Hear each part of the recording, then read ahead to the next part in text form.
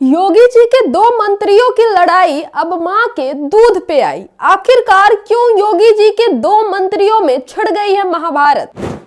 नमस्कार दोस्तों, उत्तर प्रदेश में योगी जी के ही दो मंत्री, एक तरफ ओपी राजभर, दूसरी तरफ अनिल राजभर, दोनों में अब महाभारत छिड़ गई है। और ये महाभारत इस कदर छिड़ी है कि अब मां के दूध पर बात बनाई है।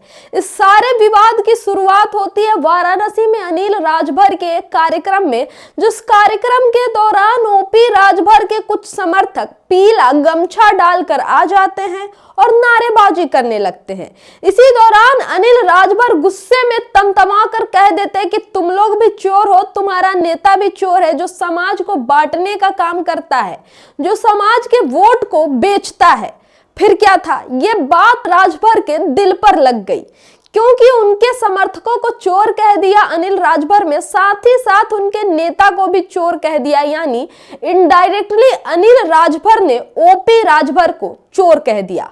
अब भला ओपी राजभर जो अपनी बेबाकी से राय देते हैं, ऊल जलूल बात बोलकर कंट्रोवर्सी क्रिएट करते रहते हैं, आखिरकार वो ओपी राजभर अपने आप को चोर कहे जाने पर चुप कैसे रह सकते थे।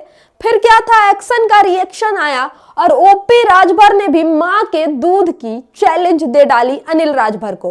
ओपी राजभर से जब पूछा गया कि अनिल राजभर ने आपको इनडायरेक्टली चोर कहा है, आपके समर्थकों को चोर कहा है और कहा है कि आप समाज का वोट बेचते हैं, तो इस पे राजभर कहते हैं कि उसने अगर अपने मां का दूध पिया है तो वो बता दे कि कौन से दुकान पर वोट बेचा जाता है, कौन सा वो दुकान है जहां पर वोट बेचता हूं मैं।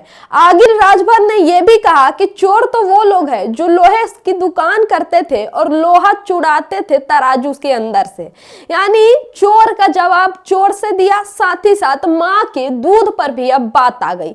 दोस्तों, अनिल राजभर और ओपी राजभर दोनों योगी सरकार के कैबिनेट में मंत्री है और इन दोनों मंत्रियों के बीच कुत्ता बिल्ली की लड़ाई चल रही है। एक मंत्री दूसरे मंत्री पर वार करने का कोई मौका नहीं छोड़ रहा, दूसरा मंत्री पहले मंत्री पर विरोध करने का कोई मौका नहीं छोड़ रहा, बयानबाजी के जरिए निशाना साधने का कोई मौका नहीं छोड़ रहा।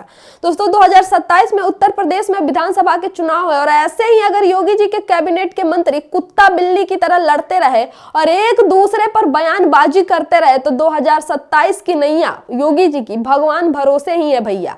लेकिन आपको बता दें कि अनिल राजभर और ओपी राजभर में यह कोई नई लड़ाई नहीं है, यह बहुत पुरानी लड़ाई है। और इस लड़ाई की शुरुआत होती है कि जब अनिल राजभर के सीट से ओपी राजभर अपने बेटे को खड़ा कर देते हैं चुनाव लड़वाने के लिए। उसी के बाद से अनिल राजभर और ओपी राजभर में हमेशा तनातनी रहती है और एक दूसरे पर हमला करने का कोई भी मौका नहीं छोड़ते हैं।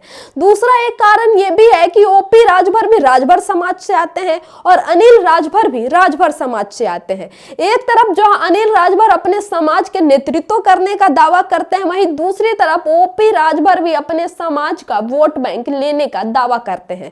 अनिल राजभर कहते हैं कि हम राजभर समाज के सबसे बड़े शुभचिंतक हैं, तो ओपी राजभर कहते हैं कि छोड़िए उन लोगों की बात जो लोहा चुराते थे, हम अपने समाज के सबसे बड़े शुभचिंतक हैं और हमने राजा सुहेलदेव को स्थापित किया। जब कोई नहीं जानता था तब हमने अपनी पार्टी राजा सुहेलदेव के नाम पर बनाई। हम राजभर समाज के असली चिंतक है और राजभर समाज का चिंता करते हैं।